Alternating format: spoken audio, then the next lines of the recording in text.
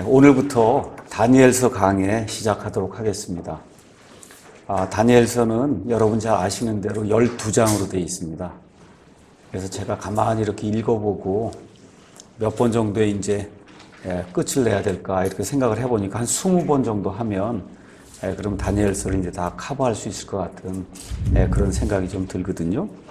그래서 오늘부터 시작해서 한 20시간에 걸쳐 하나님의 말씀 다니엘서를 이제 생각해 보도록 그렇게 하겠습니다. 먼저 다니엘서 개요를 오늘 첫 시간에 여러분에게 말씀드리고 또 다니엘서를 공부하기 위해서 기본적으로 또 알아야 될 이와 같은 그 내용들이 있어서 여러분에게 이제 소개를 하고 그 다음에 둘째 시간부터 다니엘서 1장 들어가면서 말씀을 이제 드리도록 하겠습니다. 다니엘서는 여러분 아시는 대로 기록자가 다니엘, 그 다음에 기록 시기를 여러분이 가서 보시면 주전 606년부터 한 536년까지 한 60년 동안의 그 일들이 이 안에 이제 기록이 돼 있다. 그래서 제가 오면서 그때가 좀 언제쯤일까 하고 고조선 해서 우리나라 역사 이렇게 얘기하면 보통 고조선부터 시작이 된다 그래서 찾아봤더니 고조선이 BC 2333년 그러니까 여러분 잘 아시는 대로 노아의 대홍수 이후에 또 바벨탑 사건 생기면서 온 세상에 사람들이 퍼져나간 그때부터 시작해서 지금까지 한 4300년 지났거든요. 그래서 그러한 역사 그 가운데 역사 시대라고 할 수 있는 것은 진정 BC 한 500년 정도 그때부터 우리나라에 역사가 좀 이렇게 있다 이 정도 볼 수 있는 거예요. 그러니까 다니엘서가 BC 한 600년 정도의 그 일이니까 우리나라에 그래서 역사 기록이 조금 남아있다고 하는 고조선 시대의 어떤 그런 일이다. 그럼 이해하시겠죠? 지금 고조선 시대 무슨 문서 찾으면 여러분 있어요? 없어요? 아무것도 없어요. 거의 없는데 이 하나님의 말씀은 다니엘서만 봐도 지금 12장 그 안에 하나님께서 빼곡히 사람에게 일어날 모든 일들을 예언을 통해서 그래서 맨 마지막 때 이 땅에 어떤 일이 일어날 것까지 지금부터 이미 2600년 전에 다니엘이라고 하는 그런 하나님의 대언자를 통해서 하나님이 기록해 주신 거예요. 자, 수신자는 포로 생활 초기에 바빌론에 거하던 유다 백성이고 물론 성경은 우리 모두를 위해서 이제 기록되었으니까 지금 이 시대를 사는 우리를 위해서도 다니엘서가 기록되었다. 이제 그렇게 이야기할 수가 있습니다. 자, 그러면 저와 여러분이 다니엘서를 공부한다 이렇게 이야기할 때 교회에서는 보통 다니엘서 이야기하면 이 사자굴에 들어가는 거, 그죠? 용광로에 들어가는 거, 그거 두 개 빼고는 다니엘서 이야기 거의 하는 게 없거든요. 근데 이제 다니엘서는 그 두 가지도 물론 중요하다, 굉장히 중요한 거예요. 그렇지만 다니엘서는 그거는 사실 어느 면에서 굉장히 시시한 그런 이야기예요. 다니엘서가 우리에게 이제 보여주려고 하는 것은 하나님께서 이방인들의 왕국들을 통치하시는 주권을 가지신 그런 하나님이시다. 그래서 그 하나님이 이 세상 왕국들이 변천하는 그런 모든 과정들을 보여주면서 맨 마지막에 이 땅에 하나님의 통치가 임하는 그런 왕국이 이루어지고 이런 가운데 다니엘서 맨 끝장, 맨 마지막 절 이런 데 가서 보시면 다니엘, 구약시대에 살았던 그 다니엘이 부활해서 그래서 우리가 보통 천년왕국이라고 하는 이와 같은 데 들어가는 그런 내용까지 이렇게 들어있는 거예요. 그러니까 굉장히 중요한 그런 주제들이 많이 있다. 그래서 느부갓네살이라고 하는 그 바빌론의 왕부터 시작해서 적그리스도에 이르기까지 이방인 왕국들이 어떻게 변천되는가 여기에 대한 예언과 역사 또 모든 왕국들을 하나님이 친히 다스리신다. 그래서 하나님의 주권 이런 것들이 이제 들어있습니다. 다니엘의 그 이름의 뜻은 하나님이 나의 재판관이시다. 그래서 성경에 가서 보시면 정치인으로 하나님의 일을 했던 사람이 이제 몇 명 나옵니다. 여러분 잘 아시는 요셉도 정치인이고 이사야 대언자도 정치인이고 여기 나온 다니엘도 정치를 했던 그런 사람이에요. 정치인이면서 동시에 하나님의 말씀을 하나님으로부터 직접 받아서 말씀을 백성들에게 대언했던 그와 같은 대언자다. 그래서 예수님께서 친히 다스리시는 천년 왕국 때까지 온 세상이 왕국들이 어떻게 변천되어 가는가 이런 것들을 하나님의 말씀을 통해서 우리에게 알려주는 대언자고, 그래서 이방인 역사의 아버지다. 우리가 이제 그렇게 부를 수가 있습니다. 그래서 누가복음 21장 24절 가서 보시면 우리 예수님께서 이스라엘 백성을 향한 예언의 말씀을 주세요. 그 예언의 말씀 가서 보시면 이 이스라엘 백성의 저 예루살렘 땅이 이방인들의 때가 충만히 찰 때까지 이방인들에게 짓밟힘을 당한다는 그런 예언의 말씀을 주세요. 그래서 이방인들의 때라는 그런 개념이 나와요. 성경 가서 보시면 그 이방인들의 때가 언제부터 시작이 되냐 하면 느부갓네살부터 시작이 되는 거예요. 우리가 지금 다니엘서 배울 때 느부갓네살로부터 시작해서 맨 마지막에 적그리스도의 통치에 이르기까지, 그때까지 이 유다와 그 다음에 그 예루살렘이 이방인들에게 짓밟힘 당하는 그와 같은 그 시기를 이방인들의 때라고 이제 이야기를 합니다. 그래서 그 이방인들의 때에 이방인들의 왕국이 어떻게 변천하는가, 이런 내용을 이 다니엘이 하나님의 계시를 통해서 우리에게 이제 보여주고 있습니다. 자, 다니엘과 동시대에 조금 늦게 살았던 그와 같은 사람이 있는데 이름이 누구냐면 에스겔이에요. 에스겔. 그래서 다니엘서는 에스겔서와 마찬가지로 유다 백성이 우상 숭배를 하다가 바빌론 이제 포로로 이제 잡혀가게 되었는데 바로 이 시기에 이제 기록이 된 겁니다. 그래서 느부갓네살이라고 하는 뭐 세상적으로 얘기하면 굉장히 유명한 왕이죠. 권력이 높고 정말 용맹이 뛰어난 그런 그 왕이 유대인들의 그 성전과 그 수도 예루살렘을 이제 파괴하고 그리고 많은 유대인들을 포로로 이제 잡아갔습니다. 그래서 유대인 포로 이제 잡혀가는 그 일이 3번에 걸쳐서 이루어지는데 여기 이제 다니엘이라고 하는 사람은 포로로 잡혀가는 그 3번 과정 중에 첫 번째 포로로 잡혀가는 과정이 BC 606년에 일어나요. 바로 그때 다니엘과 그의 3 친구들이 느부갓네살에 의해서 바빌론으로 옮겨지는 그런 내용이 성경에 이제 기록이 되어 있습니다. 그래서 다니엘서의 이제 전반부는 다니엘과 관련이 있는 역사, 또 특히 느부갓네살 왕과 관련이 있는 그런 역사를 우리에게 이제 보여주고, 후반부에는 앞으로 이 세상에 특히 이스라엘 백성에게 임할 그와 같은 예언의 말씀이 이 안에 이제 들어 있습니다. 그래서 이 다니엘서 특히 9장에는 우리가 잘 아는 유명한 다니엘의 70일해라고 하는 그와 같은 예언의 말씀이 들어 있어요. 그 안에 가서 보시면 메시아라고 하는 단어가 직접 나와요. 메시아가 나오고 메시아가 초림 때 와서 죽는데 자기를 위해서 죽는 것이 아니라고 하는 대신 속죄 개념이 그 안에 나오고, 그 다음에 예수님의 재림이 이제 이루어지면서 그래서 마지막 70번째 70째 일에 7년 관람기가 이루어지는 그런 모든 내용들이 이 안에 이제 기록이 되어 있고, 적그리스도가 어떤 일을 하느냐, 적그리스도에 대한 그런 많은 내용들도 사실은 다니엘서에 많이 이제 기록이 되어 있습니다. 그래서 다니엘서하고 요한계시록을 2개를 이렇게 매칭을 이렇게 시켜가면서 2개를 비교하시면 앞으로 세상에 어떤 일이 임할 것인가, 이런 내용들을 저와 여러분이 이렇게 제대로 잘 이해할 수가 있어요. 그러니까 계시록만 가지고는 이해하지 못할 부분이 상당히 많습니다. 그거를 보충해 주는 게 다니엘서, 또 하나 이제 보충해 주는 게 스가랴서. 이 3가지가 앞으로 일어날 그와 같은, 특히 이스라엘 백성에게 일어날 그런 모든 일들을 아주 일목요연하게 자세하게 보여주는 그와 같은 말씀이다. 우리가 이제 그렇게 생각해 보면 되겠습니다. 그래서 다니엘서에는 온 세상의 모든 왕국을 자신의 뜻대로 다스리시는 하나님의 주권이 완벽하게 드러나 있어요. 다시 말씀드려, 하나님은 자기가 원하는 사람에게 온 세상 모든 왕국을 다스리도록 그렇게 하신다는 거예요. 하나님이 하고 싶은 대로. 이걸 잘못 오해하면 안 돼요. 잘못 오해해서 하나님이 하고 싶은 대로 어떤 사람은 구원 주고 어떤 사람 지옥 가게, 그런 얘기를 하는 게 아니에요. 지금 얘기하는 것은 이 인류의 역사를 주관하시는 그 하나님이 인류의 역사 주관하려면 왕국이 나타나고 왕이 나타나고 그래야 되잖아요. 그런 일들을 행할 때 하나님이 원하시는 대로 그렇게 하신다는 거예요. 저 북쪽에 김정은이 지금 통치하는 것도 하나님이 원하시는 대로 지금 되는 거예요. 남쪽에 지금 여기 박근혜 대통령이 통치하는 것도 하나님 원하시는 대로 된다. 미국의 오바마가 동성연애를 저렇게 옹호하고 저렇게 하는데 저 하나님의 뜻 가운데 지금 이루어지고 있는 거다. 성경이 지금 그렇게 이야기하고 있는 겁니다. 그래서 인류의 역사를 하나님이 자기가 원하시는 방향대로 그렇게 지금 이끌고 나가고 계신다. 이런 내용이 이 다니엘서 3장, 4장 이런 데 가서 보시면 너무나 아주 완벽하게 드러나 있어요.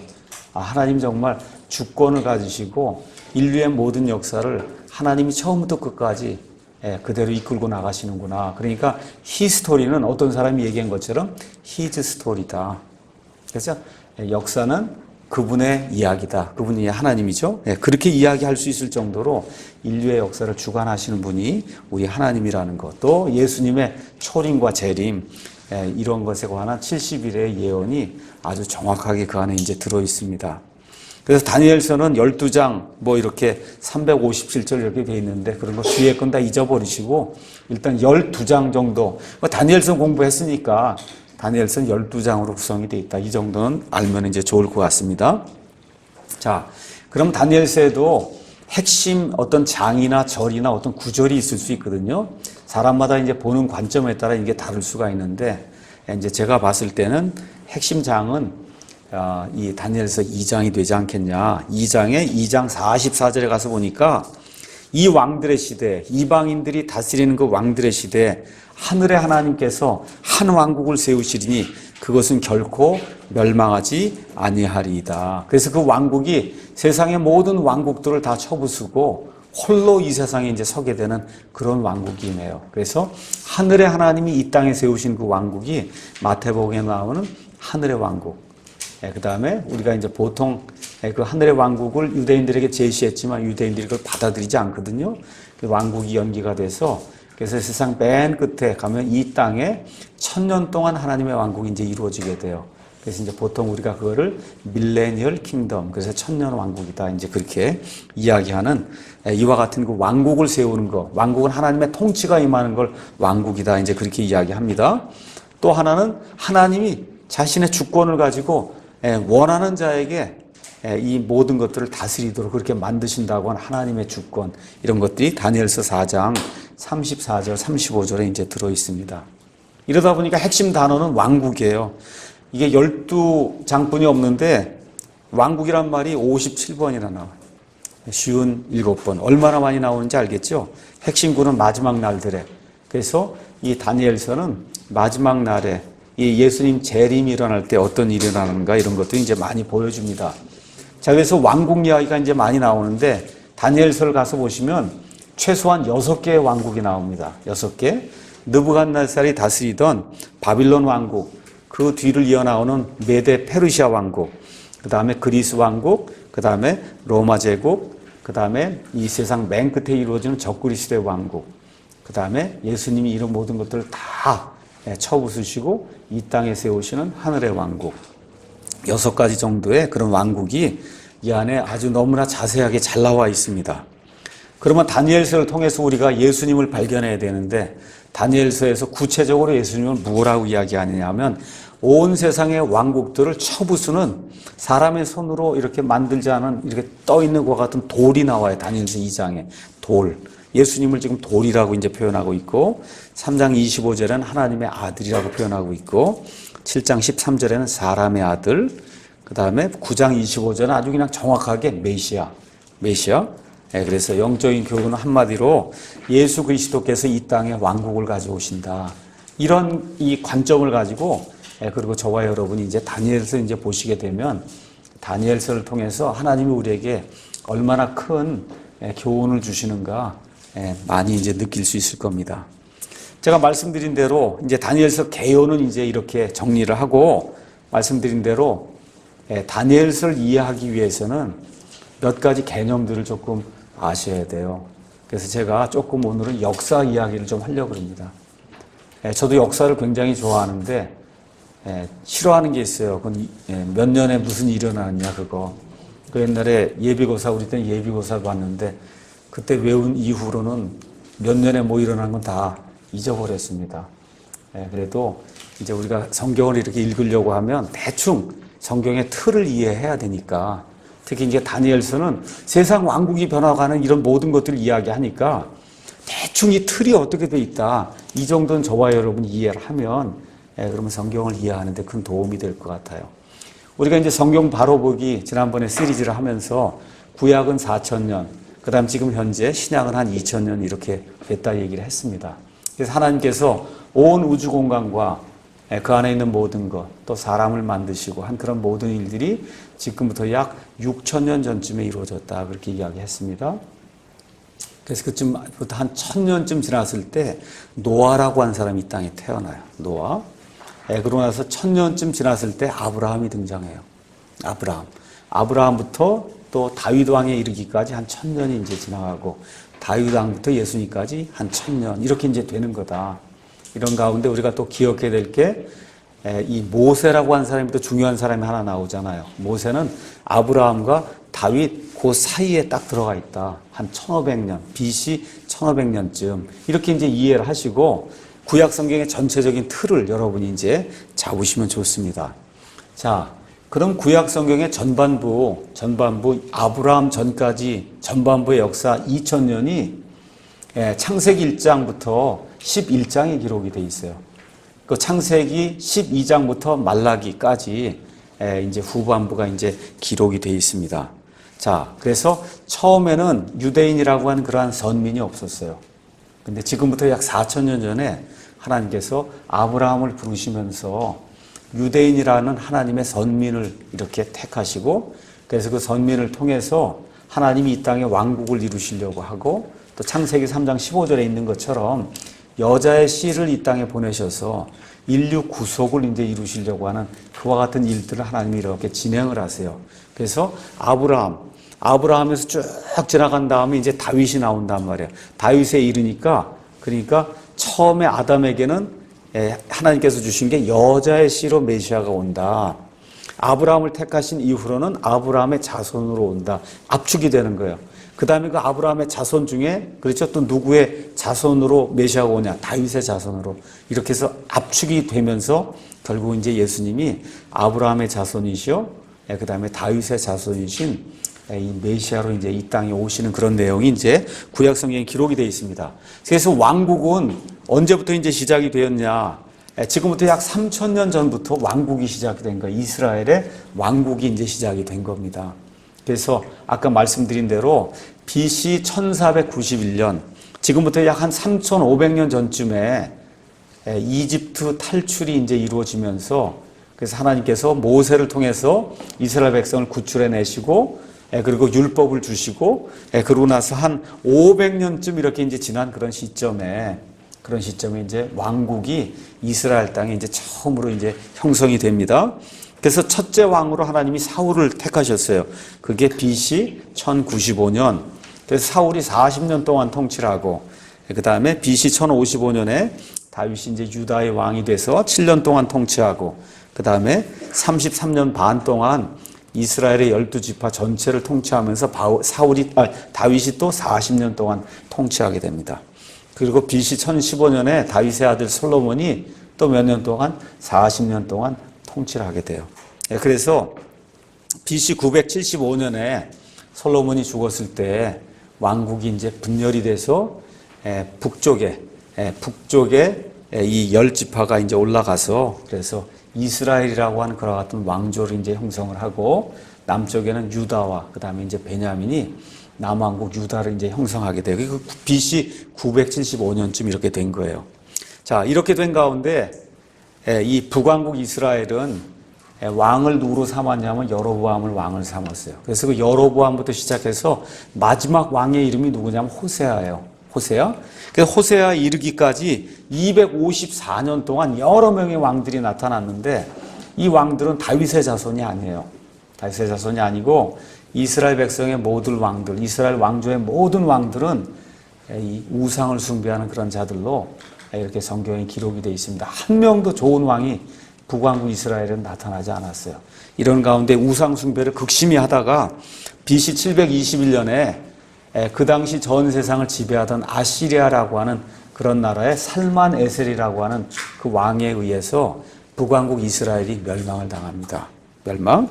그 이후로 남왕국 유다는 100년 이상 이제 지속이 되다가 드디어 우리가 이제 다니엘서를 통해서 공부하게 된 느부갓네살이라고 하는 그런 왕이 이 아시리아를 쳐부수고 그리고 그 당시 전 세상을 다스리는 그런 왕국의 왕으로 이제 등장하게 돼요. 그래서 이 이 바빌론에 의해서 남왕국 유다가 멸절을 당하게 되는데 세 번에 걸쳐서 바빌론 포로 생활에 이제 끌려가는 그런 내용이 성경에 기록되어 있습니다. 그래서 BC 606년에 첫째 바빌론 포로가 이제 시작이 되고 BC 597년, 그다음에 약 10년 간격으로 한 번씩 잡혀가는 그런 내용이 이제 기록이 되어 있습니다. 그리고 하나님께서 대언자 예레미야의 그 예언의 말씀을 통해서 바빌론 포로 생활이 70년 지속이 된다 그랬어요. 그 70년은 첫 번째 바빌론의 포로가 되어갔던 BC 606년부터 시작해서 70년, 그 70을 여러분이 빼시면 BC 536년까지 해서 총 70년 동안 우리가 보통 역사시가 아니라 이런 데 가서 보시면 바빌론 유수 이런 얘기가 나와요. 바빌론 유수, 바빌론 포로 생활하면서 유다 민족이 이방신들을 섬기고 정말 가진 수모를 다 겪는 그와 같은 내용이 성경에 이제 기록이 이제 되어 있습니다. 자, 그래서 르호보암이라고 하는 유다 왕국의 첫째 왕부터 맨 마지막 왕이 누구냐면 시드기야예요. 이 시드기야까지 389년 동안 이 남왕국 유다가 역시 좋은 왕들도 몇 명 있었지만 우상 숭배하다가 결국은 바빌론으로 잡혀가는 그런 내용이 이제 성경에 나옵니다. 자, 이게 이스라엘 왕국에 대한 거고, 그 다음에 이제 우리가 다니엘서를 공부하면 두 가지를 공부해야 돼요. 다니엘서 가장 먼저 공부해야 될 건 바빌론이라고 하는 나라와 도시를 이제 우리가 좀 공부를 해야 됩니다. 저도 깜짝 놀랐어요. 가서 바빌론하고 쳐보니까 성경에 몇 번이나 나오냐? 286번이나 나와요. 그러니까 이게 보통 많이 나오는 게 아니 286번이면 굉장히 많이 나오는 거예요. 아, 이 정도 많이 나오면 이건 대단히 중요한 도시다. 286번, 창세기부터 요한계시록까지. 아, 그러니까 성경의 어떤 한 이렇게 맥을 이어가는 그와 같은 그 단어가 바빌론이구나. 이런 내용을 우리가 이제 성경을 통해서 알 수가 있습니다. 원래 이제 바빌론은 나라이면서 또 동시에 바빌론이라고 하는 그런 도시가 있었습니다. 그래서 느부갓네살이 다스리고 통치하던 그 나라가 바빌론이고, 그다음 그 사람이 살고 있던 그 도시가 지금의 이라크의 바그다드 근처에 있는 그 도시 이름이 바빌론이에요. 바빌론. 자, 그래서 유프라테스 강이 메소포타미아 그 지방에 이제 흐르고 있는데 지금도 흐르고 있습니다. 여기에 이 광활한 것 같은 그 평야가 있는데 여기에 세워진 유명한 도시가 바빌론이에요. 여러분이 바빌론이 어디서 나왔냐? 바벨이라는 데서 나와요. 바벨. 창세기 11장에 가서 보면 바벨탑 사건 아시죠? 그 바벨탑 사건이 일어나서 거기서 사람들이 하나님을 대적하던 그와 같은 장소가 그 바벨이고 그 바벨의 근거에서 세워진 도시가 바빌론이다. 그래서 이 바벨탑에서 하나님을 대적하면서 온 세상 모든 사람들 하나로 만들었던 유명한 사람이 있어요. 그 사람이 니므롯이에요. 그래서 그 니므롯과 또 니므롯의 아내로 유명한 세미라미스라는 그런 여인이 있습니다. 그 세미라미스라고 하는 그런 여인이 만든 그와 같은 도시가 바빌론이다. 그렇게 이제 세상의 역사가 이제 이야기하고 있고, 또 한편에서는 그러니까 바빌론은 또 신바빌론이 있고 구바빌론이 있어요. 그래서 니므롯으로부터 시작이 돼서 이렇게 여기 느부갓네살 전까지 이어지는 그와 같은 왕국을 구바빌론 왕국이다. 우리가 이제 그렇게 이야기하는 겁니다. 그래서 그 구바빌론 왕국에 가장 유명한 왕이 한 명 있어요. 그 사람이 누구냐면 함무라비 대왕이라는 사람이에요. 그래서 함무라비 법전이라는 거 여러분 역사 시간에 이제 배웠을 겁니다. 함무라비. 그래서 이 사람이 언제쯤 살았냐면 BC 1800년경에 살았으니까 아브라함하고 거의 비슷한 시기에, 아브라함보다 조금 늦게 이 땅에 이제 태어나서 그래서 바빌론 제국을 다스리던 그와 같은 왕이다. 여러분 이렇게 이제 생각을 하시면 되고, 이 구 바빌론이 아시리아 제국에 의해서 멸망을 당해요. 아시리아 제국에 의해서. 자, 이러는 가운데 아시리아 제국을 멸망을 시키고 등장하는 나라가 바빌론이에요. 그래서 이 바빌론이 성경에 나오는 바빌론이다. 지금 다니엘서부터 쭉 나오는 바빌론은 그러니까 신바빌론을 이야기하는 겁니다. 구바빌론 이야기는 별로 안 나와요. 신바빌론은 느부갓네살의 아버지가 세운 그와 같은 왕국인데, 느부갓네살의 아버지는 성경에도 안 나오고 그렇게 유명한 사람이 아니에요. 이 바빌론에서 가장 유명한 사람 느부갓네살이에요. 느부갓네살. 그래서 이 바빌론 느부갓네살 저와 여러분이 이제 잘 이해를 해야 됩니다. 자, 그래서 이 신바빌론 왕국은 BC 한 620년경에 느부갓네살의 아버지 나보폴라사르 이렇게 되어 있는데, 여러분 사르라고 하는 거 아시죠? 이 러시아의 황제 이름이 짜르 아시죠? 짜르. 이게 짜르예요. 이게. 그러니까 이 느부갓네살도 우리말로 느부갓네살이지. 그 다음 장 한번 가서 보세요. 다음 장 가서 보시면 영어로는 네부카드네자르 이렇게 돼 있어요. 네부카드네자르. 짜르예요. 짜르. 황제라고. 아시겠죠? 짜르가 거기서 나오는 거예요. 그러니까 나보폴라사르라고 이제 번역이 돼 있지만 사실은 나보폴라짜르예요. 짜르. 그래서 이런 짜르라고 하는 그런 그 말, 러시아의 그 황제라고 하는 그런 말이 이런 데서 이제 유래가 되는 거다. 이런 걸 여러분이 이해하시면 좋습니다. 그래서 나보폴라사르라고 하는 이 사람이 아시리아 제국을 이제 멸망을 시키고, 그리고는 이제 이 신바빌론 왕국을 이제 세우게 됩니다. 자, 그러면 이 바빌론이라고 하는 그런 도시가 얼마나 큰 도시였는가, 제가 여러분에게 그 다음 장에 넘어가서 이야기를 드리겠습니다.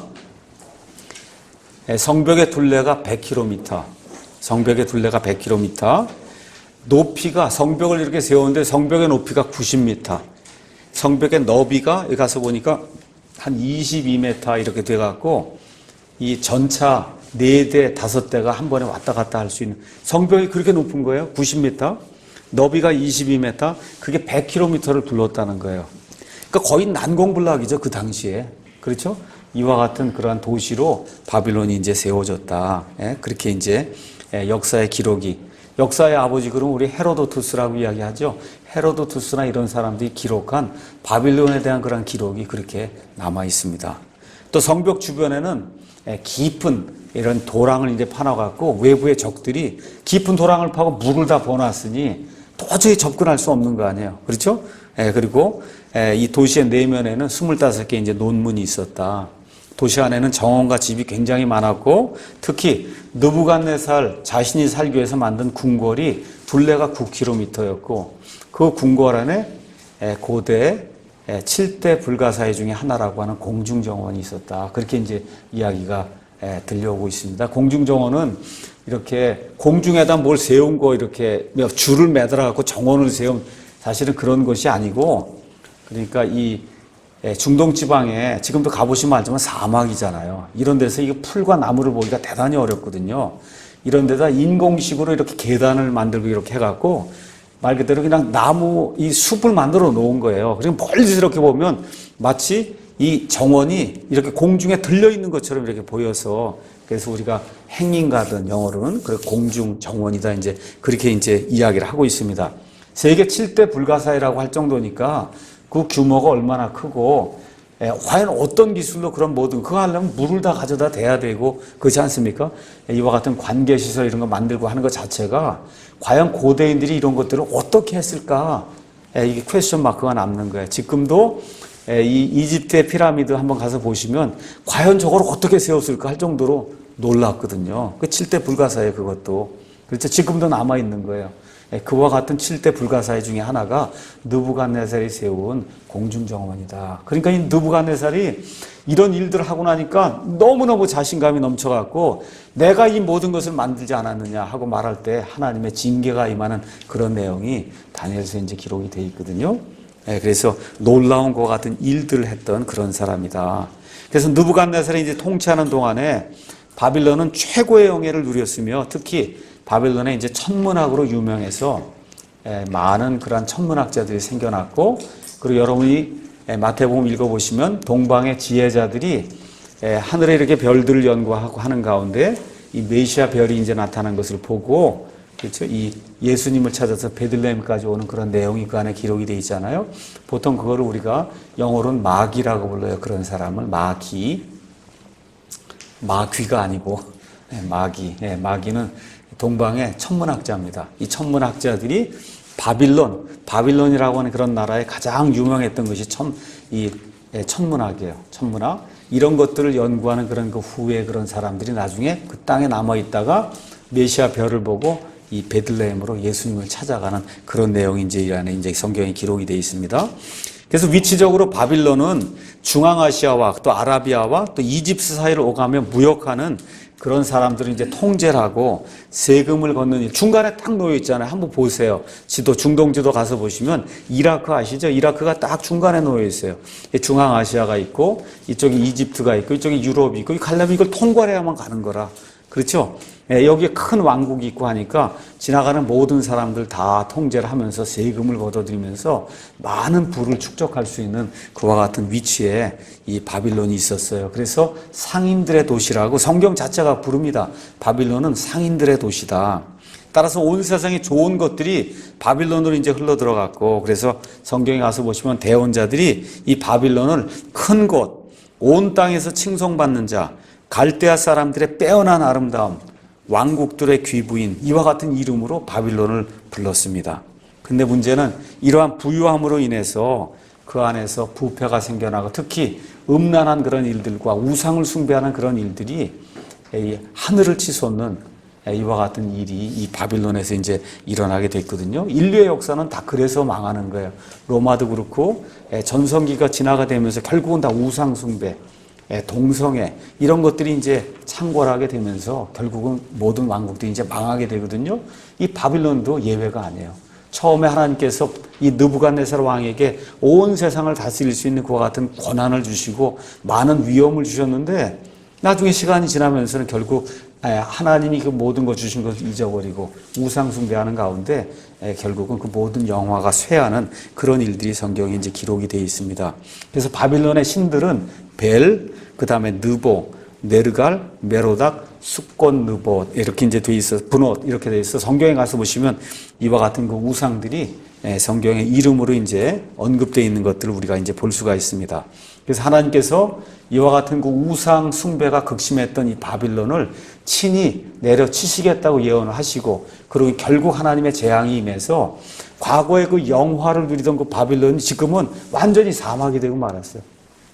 아무것도 없어요. 그래서 이 바빌론이 완전히 폐허가 돼서 사람이 살지 않는 그런 도시가 되리라고 하나님께서 이사야서 13장, 이사야서 14장에 예언해 놓으셨거든요. 그 예언의 말씀대로 바빌론은 지금 가서 보시면 완전히 폐허가 돼서 그냥 그 자취만 조금 남아있지 그 옛날의 영화는 하나도 찾아볼 수 없다. 이런 상태로 이제 변하게 됐습니다. 그래서 바빌론이 한때는 영원토록 세계의 수도가 될 것으로 많은 사람들이 예상했지만, 느부갓네살이 죽은 이후에 벨사살이라고 하는 느부갓네살의 손자가 나와서 이제 다스릴 때 하나님의 이 역사 통치 계획에 따라서 메대 사람 다리오라고 하는 사람이 이 벨사살을 죽이고, 그리고서는 메대 페르시아 왕국을 세우는 그와 같은 일이 또 어디에 기록이 되어 있냐면 여기 다니엘서에 기록이 되어 있어요. 다니엘. 그러니까 다니엘이 느부갓네살도 겪어보고 벨사살도 겪어보고 다리오, 고레스, 그 유명하던 그 모든 그 옛날에 그 왕들 있잖아요. 그 왕들 밑에서 신하로서 이 모든 왕들과 다 접촉을 하고 그들에게 조언을 주고 세상 왕국들이 변하는 모든 것들을 하나님을 대신해서 대언했던 그런 사람이에요.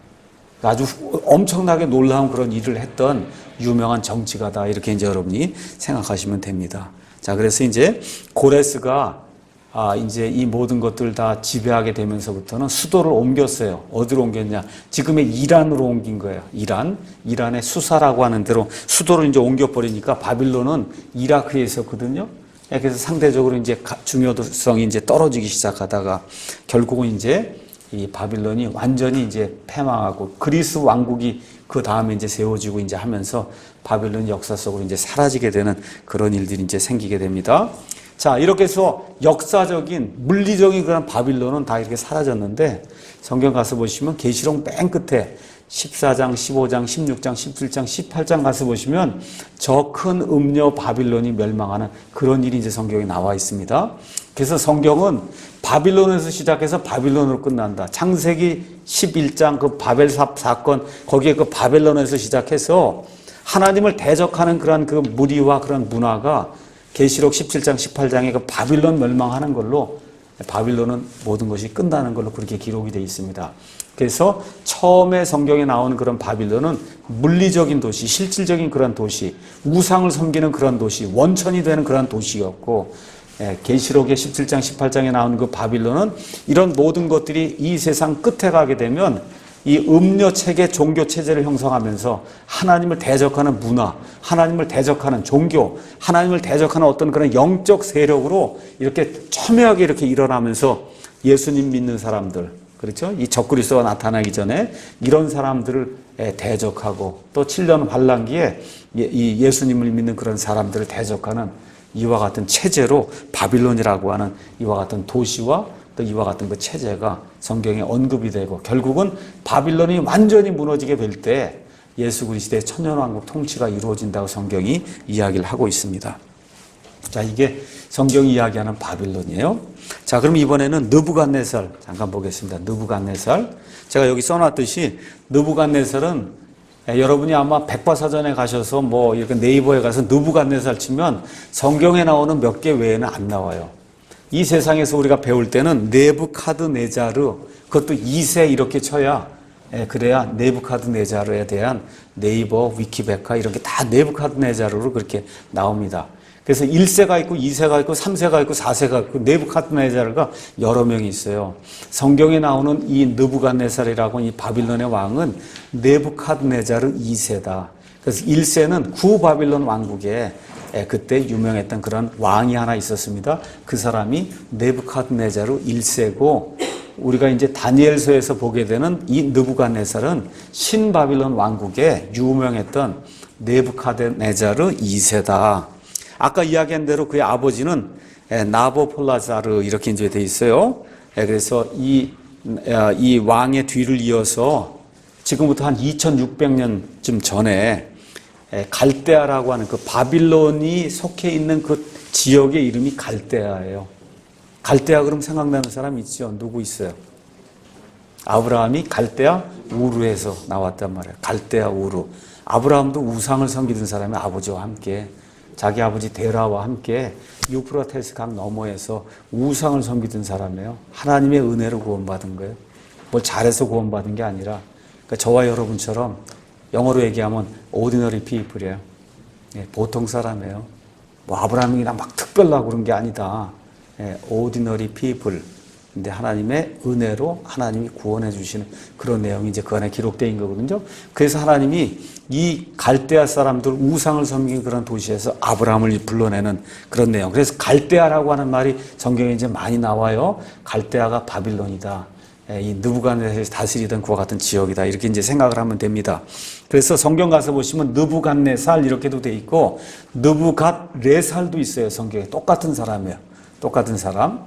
그래서 이 네이버 백과사전에서 가서 보시면 네부카드네자르도 있고 네부카드레자르도 있어요. 레자르. 똑같은 사람을 이제 이야기하는 거다. 자, 그래서 이 느부갓네살이 영토를 크게 확장을 했어요. 그래서 이집트의 파라오 느고라고 하는 그런 왕이 그 당시에 살았는데 이 사람으로부터 갈그미스라고 하는 그와 같은 지역을 이제 빼앗았고 이 느부갓네살의 왕이 되면서 이 남왕국 유다에 왕이 누가 있었냐면 여호야김이라는 그런 왕이 있었습니다.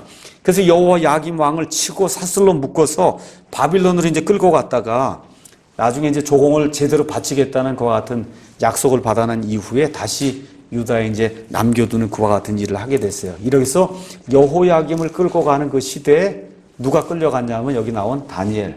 그렇죠? 또 다니엘, 하나냐, 미사엘, 그 다음에 아사랴와 같은 이 유다에 속한 귀족들의 그와 같은 아들, 딸들이 이 바빌론으로 이제 잡혀가는 그런 일들이 이제 성경에 기록이 되어 있습니다.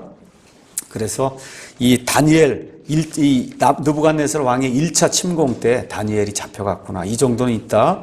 성경 보시면 여러분 이제 이해하시면 좋습니다.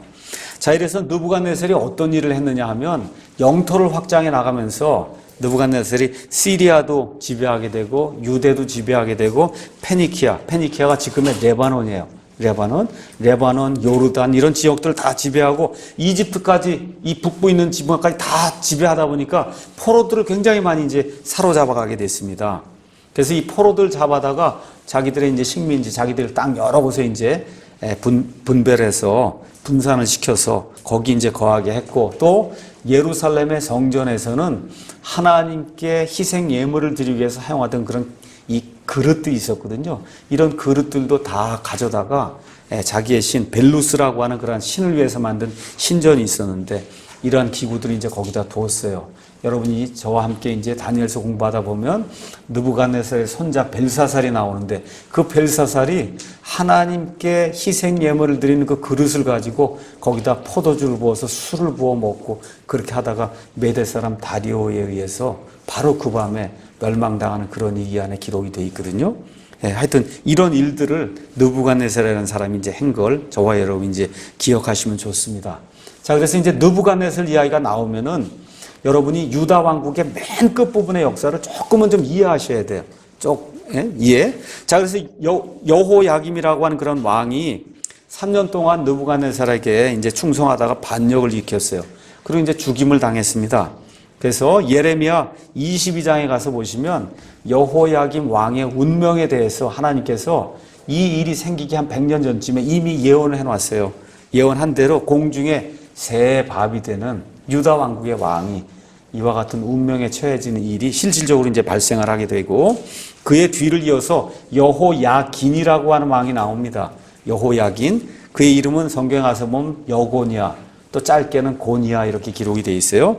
이 사람 역시 느부갓네살에게 반역을 일으켰다가 예루살렘에서 이제 붙잡혀서 주요 관리들과 함께 다시 바빌론으로 이제 잡혀가 됩니다. 이때 잡혀갈 때 그뿐만 아니라 왕비도 잡혀가고 여러 귀부인들이 다 같이 잡혀가요. 이게 2차 침공 때 이루어진 일이에요. 이때 누가 같이 잡혀가냐면 대언자 에스겔이 같이 잡혀가고 그 다음에 우리 에스더서에 보면은 에스더서에 유명한 유대인이 한 명 나타나죠. 누구예요? 모르드게.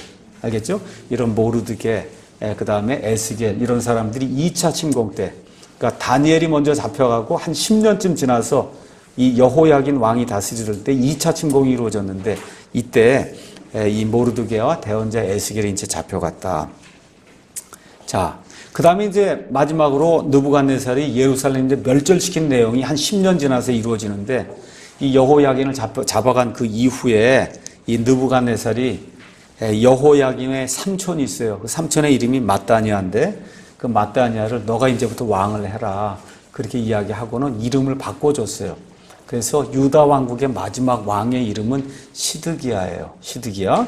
시드기야가 9년 동안 느부갓네살에게 충성을 다하다가 결국은 그 근처에 있는 통치자들하고 연합을 해서 느부갓네살에게 이제 반역하는 그와 같은 일이 생기는데 이렇게 하니까 느부갓네살이 이제는 도저히 안 되겠구나 해서 이 군대를 데리고 올라와서 예루살렘을 침략하고 말 그대로 성전을 초토화시키는 그와 같은 일이 BC 580년에 이제 발생하게 됩니다.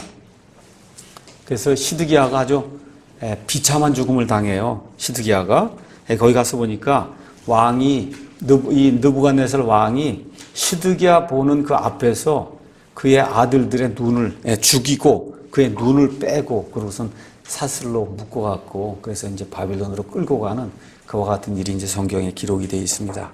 자, 그래서 이제 이 다니엘서를 공부하면서 세상 왕국들 특히 느부갓네살 그다음에 이 바빌론 대충 이제 이해를 하시고 그다음에 여호야김, 여호야긴 그다음에 시드기야 뭐 등등 이런 내용들을 이제 이해하시고 자, 이제 마지막으로 하나만 이야기하고 그리고 첫 시간을 마치겠습니다.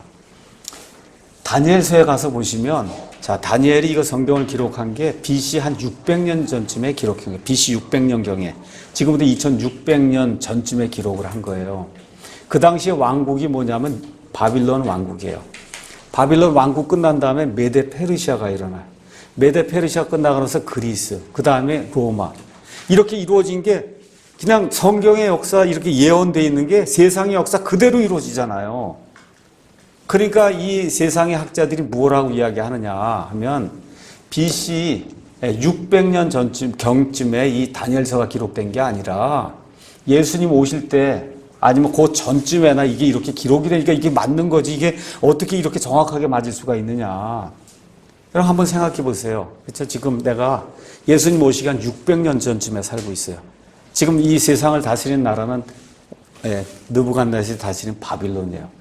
근데 지금 다니엘이 하나님의 말씀을 지금 풀어주면서 이게 끝나고 난 다음에 메데 페르시아, 그죠? 메데 페르시아가 끝난 다음에 그리스, 또 그리스는 4개로 나뉘거든요. 왕국이 그리스에 여러분이 잘 아는 알렉산더 대왕이 죽은 이후에 네 개로 나뉘는 것까지 다 이 안에 예언이 돼 있다니까. 이 안에 예언이 돼 있죠. 그 다음에 그 그리스 중에 이 북부 시리아에 속해 있던 거기에 에피파네스라고 하는 유명한 왕이 나타나서 그래서 그 왕이 이스라엘 성전을 회파하는 그런 일들까지 이 안에 그냥 자세히 예언이 돼 있는 거예요. 이 안에. 그러니까 한 400~500년 전에 이 앞의 일들을 순서 그대로 심지어 그리스란 이름까지 그 안에 다 이렇게 언급이 되면서 나오다 보니까 이거는 뭐 예수님 오시기 50년 전쯤이나 뭐 한 100년 전쯤 이때 누가 이제 기록을 한 건데 그거를 사람들이 연대를 빚이 예수님 오시기 600년 전이라고 이렇게 이야기한 거다. 이렇게 주장하는 그러한 그 불신 신학자도 엄청 많고 이 세상에 인본주의 학자들도 굉장히 많다. 그렇게 이제 이해를 하시면서 다니엘의 그 예언이 얼마나 뭐라 그럴까 정확하고 세상 역사가 이렇게 딱 맞아 떨어지는가 한번 생각해 보세요. 그런 것들 누가 할 수가 있겠어요? 이 세상에 어떤 사람이 하늘의 하나님께서 느부갓네살 왕을 통해서 세상의 역사가 이렇게 변하는 것을 다 보여주시고 이것들을 통해서 온 세상을 하나님이 다스리신다고 하는 그런 사실을 하나님이 직접 보여주시는 그 내용이 이 다니엘서에 기록이 되어 있기 때문에 다니엘서가 무너지면 성경이 무너지는 거예요. 다니엘서가 무너지면 다니엘서의 역사성이 무너지면 그럼 하나님의 말씀 자체가 거짓이 되는 거라. 그렇죠? 예수님께서 뭐라 그래요? 대언자 다니엘이 이야기 마태복음 24장에서 대환란기 거기에 대해서 이야기하면서 대언자 다니엘이 말한 저 멸망에 가증한 것이 저 거룩한 곳에 선 것을 너희가 보거든. 그렇죠. 뭐 깨달을 수 있는 자 깨달으라고 하는 말씀이 그 안에 기록되어 있죠. 예수님이 이 대언자 다니엘을 직접 인용을 하시잖아요. 대언자 다니엘서가 잘못된 거다. 위조문서다. 이렇게 되는 날에는 이 신구약 성경 자체가 위조가 되는 거고 그렇게 되면 기독교 자체가 무너지는 그런 일이 발생을 한다. 그래서 지금부터 한 100년 전쯤에 펀더멘탈이라고 하는 그와 같은 이 단어가 미국에 등장을 하기 시작했어요. 펀더멘탈리즘. 우리가 보통 근본주의라고 하는 거. 세상 사람들, 특히 예수님을 믿는다는 사람들 가운데도 인본주의자들이 등장하기 시작한 거예요. 예수님의 처녀 탄생을 부인하고 예수님의 대신 속죄를 부인하고 그다음에 예수님의 다시 몸을 입고 다시 이 땅에 오신다는 재림을 부인하고 이러한 그 현대주의 학자들 중에 한 부류가 뭐냐? 다니엘서가 틀렸다고 주장하는 그런 부류가 나타났거든요. 이런 것들을 막기 위해서 그래서 펀더멘탈리즘이라고 하는 펀더멘탈이라고 하는 이와 같은 그 책들 굉장히 깨알같이 되어 있는 그런 책들 아마 2권인가 3권으로 되어 있는 그런 책이 있어요. 그런 책을 성경 신자들이 만들어 가지고 미국에 있는 모든 목사들에게 다 보낸 거예요. 우리가 이것이 깨어지면 그러면 기독교가 설 수가 없다. 그 중에 깨지면 안 되는 것이 뭐냐? 다니엘의 예언이라는 거죠. 그래서 이게 다니엘의 예언이 성경 전체에서 차지하는 그런 비중이 대단히 크고 이것을 제대로 이해해야만 저와 여러분이 계시록을 잘 이해할 수가 있습니다. 그래서 하나님께서 말씀하신 그대로 지금부터 약 한 2600년 전에 대언자 다니엘을 통해서 세상의 역사를 하나님이 그대로 보여주시고 지금 이 시간에 다니엘이 또 뭐라고 예언했어요? 마지막 때에는 지식이 증가하고 사람들이 빨리 다름질한다 그랬잖아요. 이와 같은 그 내용의 말씀이 그대로 이루어지는 이 시대에 우리가 이제 살고 있기 때문에 한번 시간을 내서 다니엘서를 1장부터 12장까지 자세히 공부해 보는 것은 아주 큰 특권이고 하나님이 얼마나 지혜롭게 이런 모든 것들을 우리에게 보여주신가를 이렇게 살펴보게 되면 하나님의 지혜의 그 놀라움에 우리가 다 놀라게 될 겁니다. 첫 시간 여기까지 하고 마치겠습니다.